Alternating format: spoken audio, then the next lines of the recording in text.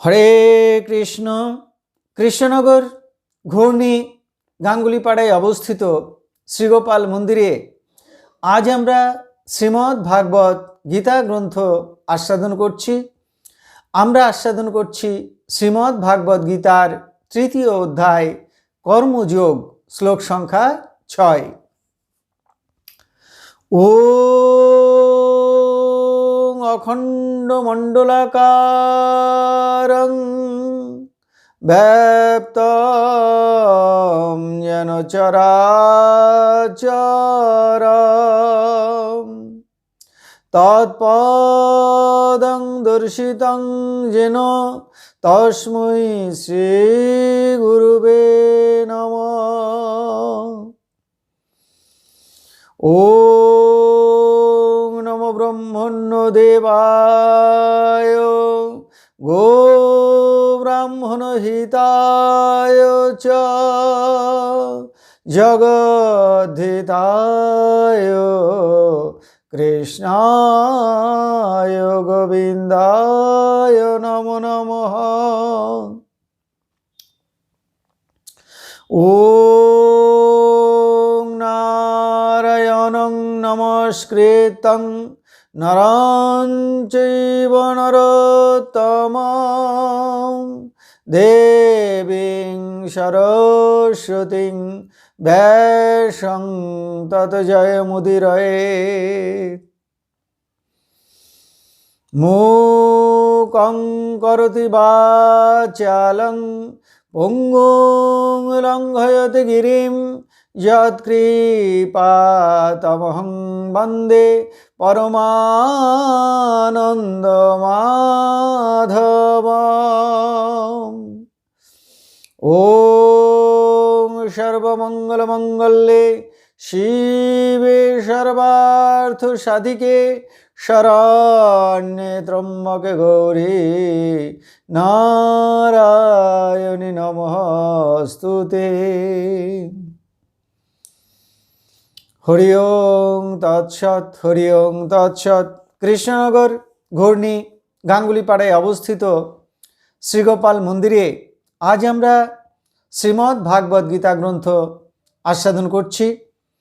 আমরা আস্বাদন করছি শ্রীমদ্ ভাগবত গীতার তৃতীয় অধ্যায় কর্মযোগ, শ্লোক সংখ্যা 6। কর্মেন্দ্রিয়াণি সংযম্য য আস্তে মনসা স্মরণ ইন্দ্রিয়ার্থান বিমূঢ়াত্মা মিথ্যাচারঃ স উচ্যতে। এখন আমরা এই শ্লোকটির অন্তর্গত শব্দগুলির অর্থ জেনে নেব। য বিমূঢ়াত্মা, যে মূঢ় ব্যক্তি, মনসা মনের দ্বারা, ইন্দ্রিয়ার্থান ইন্দ্রিয়ের বিষয় সমূহ, স্মরণ স্মরণ করে, কর্মেন্দ্রিয়াণি সংযম্য হাত পা ইত্যাদির কর্মেন্দ্রিয় সকল সংযত করে, আস্তে অবস্থান করে, সহ মিথ্যাচার উচ্যতে সে মিথ্যাচারী বলে কথিত হয়। তাহলে এই শ্লোকটির বঙ্গানুবাদ কি দাঁড়ালো? যে মূঢ় ব্যক্তি হাত পা ইত্যাদি কর্মেন্দ্রিয় সকল সংযত করে অবস্থান করে, অথচ মনে মনে ইন্দ্রিয়ের বিষয় সকল স্মরণ করে, সে মিথ্যাচারী বা কপট আচরণকারী। এখন আমরা এই শ্লোকটির অন্তর্নিহিত ভাব আস্বাদন করব। ভগবান শ্রীকৃষ্ণ অর্জুনকে বললেন যে, হে অর্জুন, কিছু মানুষ এমন আছেন যারা কর্মেন্দ্রিয়গুলিকে সংযত করে রাখেন, কিন্তু মনে মনে বিষয় ভোগের চিন্তা করেন। কর্মেন্দ্রিয়াণি সংযম্য য আস্তে মনসা স্মরণ। কর্মেন্দ্রিয় বলতে আমরা 5টি কর্মেন্দ্রিয় বুঝি। দুটো হাত, দুটো পা, লিঙ্গ, পায়ু, বাক। হাত দিয়ে আমরা কাজ করি। হাত দুটো সংযত করবার অর্থ হলো হাত দিয়ে কোনো খারাপ কাজ, কুকাজ বা কারো অনিষ্ট আচরণ না করা। বরং হাত দুটো দিয়ে ভগবানের সেবা পূজার কাজ করা, ঠাকুর ঘর মোছা, ভোগ রান্না করা, ফুল তোলা, ভক্তদের বা সাধুদের সেবা করা, ফুলবাগান বা তুলসী বাগান পরিচর্যা করা, আর্ত মানুষের বা সাধুদের সেবা করা, কর্তব্যকর্ম পালন করা। পা দিয়ে আমরা গমনাগমন করি। পা দুটো সংযত করবার অর্থ হল কুসঙ্গে গমন না করা, কুস্থানে গমন না করা, বরং চরণ দুটি দিয়ে ভক্ত সঙ্গে সাধু সঙ্গে যাওয়া, তীর্থে গমন করা। যেখানে গেলে ভজন সাধন ভালো হবে তেমন নির্জন স্থানে যাওয়া ইত্যাদি। লিঙ্গ মূত্র ত্যাগ করে, দেহকে সুস্থ রাখে। লিঙ্গ সংযত করবার অর্থ হল কেবলমাত্র প্রজা সৃষ্টির জন্য লিঙ্গ ব্যবহার করা বা ব্রহ্মচর্য পালন করে তপস্যা করা বা গৃহীদের জন্য শাস্ত্র অনুমোদিত পন্থা অবলম্বন করা। শুধুমাত্র দেহসুখ বা আত্মসুখের জন্য লিঙ্গ ব্যবহার না করা। আর বাক দিয়ে আমরা কথা বলি, তাহলে বাক ইন্দ্রিয় সংযত করবার অর্থ হল বদন দিয়ে আন কথা, বিষয়ের কথা না বলা, অপ্রয়োজনীয় কথা না বলা, পরচর্চা পরনিন্দা না করা। বাক ইন্দ্রিয় বা বদন দিয়ে ভগবানের নাম করা, গুণগান করা, ভগবানের রূপ গুণ লীলা কথা বর্ণনা করা, ভক্তের গুণগান করা, পায়ু মল মূত্র ত্যাগ করে, দেহের সুস্থতা বজায় রাখে, দেহের স্বাভাবিক কার্যে সহায়তা করে পায়ু। কোনো অসাধু উদ্দেশ্যে ব্যবহার না করাই হচ্ছে পায়ুর সংযম। এইভাবে একজন সাধারণ মানুষ, একজন সাধক বা একজন ভক্ত তার কর্মেন্দ্রিয়গুলিকে সংযত করে রাখে। ভগবান বললেন যে এইভাবে যারা কর্মেন্দ্রিয়গুলিকে সংযত করলেন তারা যে সকলে জ্ঞান ইন্দ্রিয়গুলিকেও একই সঙ্গে সংযত করতে সক্ষম তা বলা যায় না। বরং যারা কর্মেন্দ্রিয় সংযত করেছেন তাদের মধ্যে অনেকেই জ্ঞানেন্দ্রিয়গুলিকে সংযত করতে পারেন না। মানুষ জ্ঞানেন্দ্রিয় দিয়ে বিষয় ভোগ করে।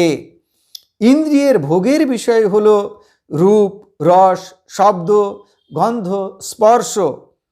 চোখ দিয়ে রূপ ভোগ করে, কান দিয়ে শব্দ ভোগ হয়, নাক দিয়ে গন্ধ ভোগ হয়, জিভ দিয়ে রস ভোগ হয়, ত্বক দিয়ে স্পর্শ সুখ ভোগ হয়। কেউ হয়তো কর্মেন্দ্রিয়গুলি সংযত করল, কিন্তু মনে মনে ভাবছে চক্ষু দিয়ে যদি একটু রূপ দর্শন করতে পারতাম, কান দিয়ে যদি মিষ্টি মিষ্টি কথা শুনতে পারতাম, নাক দিয়ে যদি একটু সুগন্ধ নিতে পারতাম, ত্বক দিয়ে যদি একটু কোমল স্পর্শ সুখ নিতে পারতাম, জিভ দিয়ে যদি চর্বচুষ্য লেজ্জ পেয় ভালো ভালো খাবারের স্বাদ নিতে পারতাম, তাহলে সুখ হতো। কেউ যদি মনে মনে এইরূপ ভাবনা করে এবং সেই ইন্দ্রিয় সুখের বিষয়ে চিন্তায় মগ্ন হয়, তাহলেও প্রকারান্তরে তার বিষয় সুখ ভোগ হলো। বিষয় ভোগাকাঙ্ক্ষা থেকে সেই ব্যক্তি মুক্ত হতে পারল না। এগুলি কপটতা। দীক্ষা শিক্ষা নেবার পর হয়তো গুরুদেব নিষেধ করলেন যে বাপু মাছ মাংস খেও না। সে হয়তো সে কথা শুনে লোকলজ্জার ভয়ে বা গুরুবাক্য পালনের জন্য জোর করে মাছ মাংস খাওয়া বন্ধ করল। কিন্তু মনে মনে ভাবছে আহারে যদি একটু আমিষ খেতে পারতাম। এই যে ভাবনা, তা কপটতা।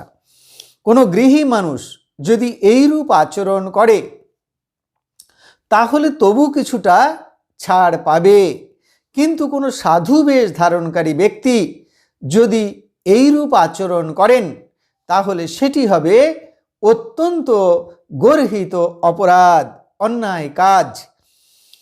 ভগবান সেই সকল ব্যক্তিদের মূঢ় বলেছেন, মূর্খ বলেছেন, তাদের মিথ্যাচারী বা কপটতা আচরণকারী বলেছেন। ভগবানের অভিপ্রায় সাধু ব্যক্তিদের বা সকলেরই এইরূপ কপট আচরণ থেকে বিরত থাকতে হবে। ভোগ অবশিষ্ট থাকলে, মানে অন্তরে কিছু ভোগ কামনা যদি থাকে, তাহলে ভোগ মিটিয়ে ত্যাগের পথে আসা যেতে পারে। তবে ভোগের আশা মেটে না, ভোগের আশা আরও বাড়িয়ে তোলে। তাই ইন্দ্রিয়গুলোকে দমন করতে হয় জোর করে, বিবেক বৈরাগ্য দ্বারা, দেহের বিনশ্বরতা চিন্তা করে, পরমার্থ ধন লাভের উদ্দেশ্যে।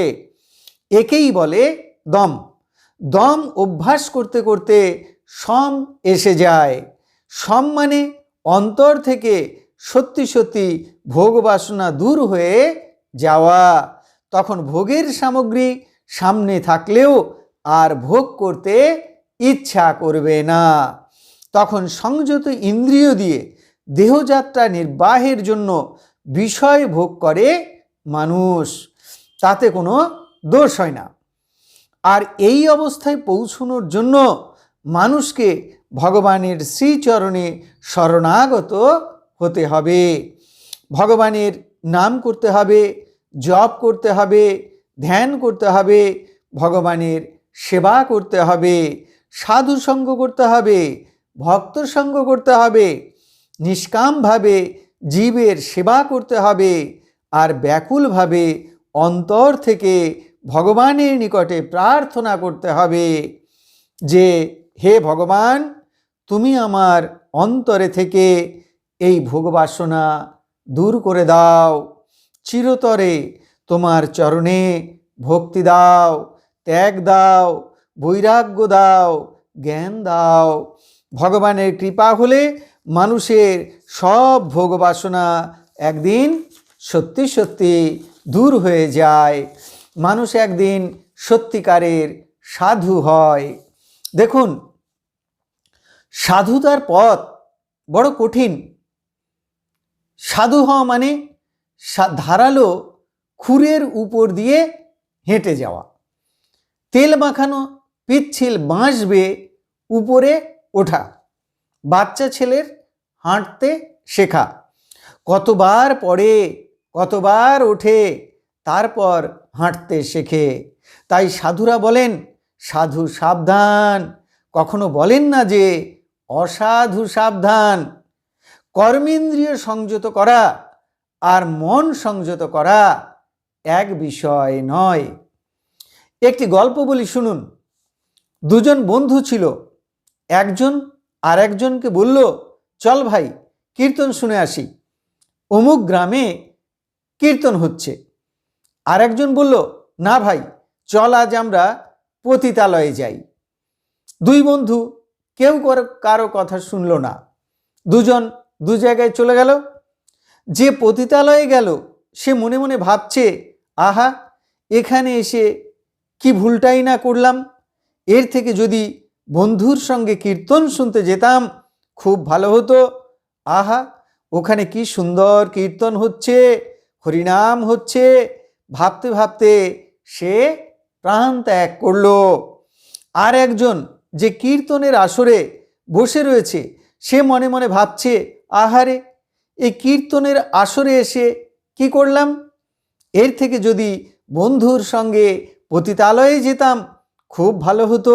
বন্ধু কত না সুখ, কত না আনন্দ অনুভব করছে। এ কথা ভাবতে ভাবতে সেও প্রাণ ত্যাগ করল। দৈব ঘটনা। এখন দেখুন ফলটি কেন বিপরীত হলো। যে পতিতালয়ে গিয়ে দেহত্যাগ করল সে গেল স্বর্গে, আর যে কীর্তনের আসরে গেল সে গেল নরকে। যে কীর্তনের আসরে গেল সে চরণ দুটি সংযত করতে পেরেছিল, কিন্তু মন সংযত করতে পারেনি। পতিতার চিন্তায় মগ্ন ছিল তার মন, তাই সে গেল নরকে। আর যে পতিতালয়ে গেল তার কর্মেন্দ্রিয় সংযত তো হয়নি, তার মনও সংযত হয়নি, কিন্তু মৃত্যু সময়ে শ্রীহরির ভাবনার জন্য সে গেল স্বর্গে। তাই শুধু কর্মেন্দ্রিয় সংযত হলে হবে না, মনটাকেও সংযত করতে হবে, জ্ঞানেন্দ্রিয়গুলিকেও সংযত হতে হবে, ত্যাগ ও বৈরাগ্যমুখী হতে হবে। তাই ভগবান বললেন যে শুধু কর্মেন্দ্রিয়গুলি সংযত করে, যে শুধু কর্মেন্দ্রিয়গুলি সংযত করে কিন্তু মনে মনে বিষয়ভোগের চিন্তা করে, সে মিথ্যাচারী, কপটাচারী। এইরূপ কপটতা বর্জন করতে হবে। কপটচারী ব্যক্তি কখনো মোক্ষ লাভ করতে পারে না, মুক্তি লাভ করতে পারে না, ব্রহ্মজ্ঞান লাভ করতে পারে না, ভক্তিও লাভ করতে পারে না। সেই জন্যে ভগবান বললেন যে কর্মেন্দ্রিয়গুলো শুধু সংযত করলে হবে না, অন্তরিন্দ্রিয়গুলো সংযত করতে হবে। যে শুধু কর্মেন্দ্রিয় সংযত করে অথচ অন্তর ইন্দ্রিয় সংযত করে না, বিষয় ভোগের চিন্তা করে, সে মিথ্যাচারী, সে কপটাচারী। এতক্ষণ আমরা শ্রীমদ্ ভাগবত গীতার 3য় অধ্যায় অর্থাৎ কর্মযোগের 6ষ্ঠ সংখ্যক শ্লোকটি আস্বাদন করলাম। এখন আমরা শ্রীমদ্ ভাগবত গীতার মাহাত্ম্য পাঠ করব। শ্রী ভগবান উবাচ গীতামে হৃদয়ং পার্থ গীতামে সারমুত্তমম গীতামে জ্ঞানমত্তগ্রং গীতামে জ্ঞানমব্যয়ম গীতামে চ উত্তমম স্থানম গীতামে পরমম পদম গীতামে পরমং গুহ্যং গীতামে পরমো গুরুঃ গীতাশ্রয়ে অহং তিষ্ঠামি গীতা জ্ঞানং সমাশ্রিতং ত্রিলোকিং পালয়ামি অহম গীতা নামানি বক্ষ্যামি গুহ্যানি শৃণু পাণ্ডব কীর্তনাৎ সর্ব পাপানি বিলয়ং যান্তি তৎক্ষণাৎ গঙ্গা গীতা চ সাবিত্রী সীতা সত্তা পতিব্রতা ব্রহ্মাবলী ব্রহ্মবিদ্যা ত্রিসন্ধ্যা মুক্তিগেহিনী অর্ধমাত্রা চিদানন্দা ভবগ্নি ভ্রান্তি নাশিনী বেদত্রয়ী পরানন্দা তত্ত্বার্থ জ্ঞান মঞ্জরি ইতে তানি জপে নিত্যং নরনিশ্চল মানস জ্ঞান সিদ্ধিং লভে নিত্যং তথান্তে পরমম পদম। এখন আমরা ভগবান শ্রীকৃষ্ণের চরণে প্রার্থনা জানাবো। হে কৃষ্ণ কৃপা সিন্ধু, এই নাও তুমি আমার দেহ, এই নাও তুমি আমার মন, এই নাও তুমি আমার প্রাণ, এই নাও তুমি আমার আত্মা, এই নাও তুমি আমার ভালো, এই নাও তুমি আমার মন্দ, এই নাও তুমি আমার সকল কিছু। হে ভগবান, তুমি আমার পিতা, তুমি আমার মাতা, তুমি আমার পুত্র, তুমি আমার কন্যা, তুমি স্থাবর জঙ্গম কীট পতঙ্গ লতা পাতা, রূপে রূপে প্রতিরূপে তুমি বিরাজিত। তুমি ব্যতীত এই ত্রিভুবনে আর কিছু নেই। হে কৃষ্ণ কৃপা সিন্ধু, এই দেহ মন প্রাণ আত্মার দ্বারা অনুষ্ঠিত সমস্ত কর্ম তোমার কর্ম। হে কৃষ্ণ কৃপা সিন্ধু, তোমার আতুল চরণে কোটি কোটি প্রণাম। পুনরায় তোমার আতুল চরণে কোটি কোটি প্রণাম। তুমি আমাদের শুদ্ধা ভক্তি দাও, ব্রহ্ম জ্ঞান দাও, সকলের কল্যাণ করো, সকলের মঙ্গল করো। হরি ওম তৎসৎ। আপনারা সকলে ভালো থাকুন, সুস্থ থাকুন, আনন্দে থাকুন।